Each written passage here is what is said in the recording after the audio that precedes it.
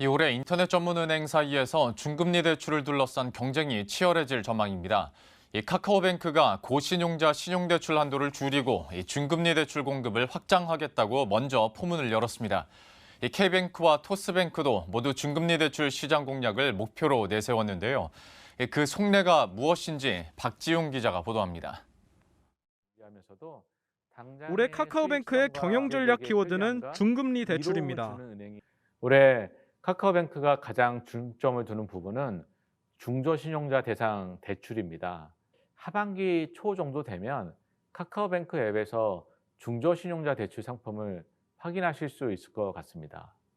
은행의 중금리 대출은 신용등급 4에서 6등급 수준의 중신용자를 대상으로 연 10% 이내 금리로 돈을 빌려주는 신용대출 상품을 말합니다. 앞서 K뱅크도 신규 중금리 대출 상품인 신용대출 플러스를 출시했습니다. 오는 하반기 출범을 앞둔 토스뱅크는 중금리 대출에 특화된 챌린저 뱅크가 될 것이라고 공언했습니다. 이처럼 인터넷 은행이 앞다퉈 중금리 대출 시장에 진출하는 배경에는 당국의 규제가 있습니다.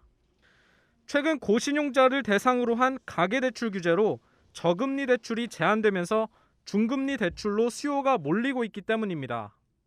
여기에 금융소외계층을 포용하겠다는 출범 취지와 다르게 지난해 인터넷 은행이 고신용자 대출에만 치중했다는 지적도 무시할 순 없는 상황. 실제 지난해 카카오뱅크의 고신용자 대출 비중은 94%를 육박했지만 5에서 6등급 중신용자 대출은 5%에 불과했습니다. 관건은 연체 가능성이 낮은 고객을 선별해 부실 위험을 어떻게 관리하느냐입니다. 인터넷 은행은 신용평가사에만 의존하는 전통은행과 다르게 자체 신용평가 모델을 통해 중금리 대출 상품을 보다 나은 조건으로 공급할 수 있다는 장점이 있습니다. 카카오뱅크는 카카오택시와 카카오 선물하기 등 카카오 그룹 데이터를 토대로 자체 신용평가 시스템을 구축했습니다.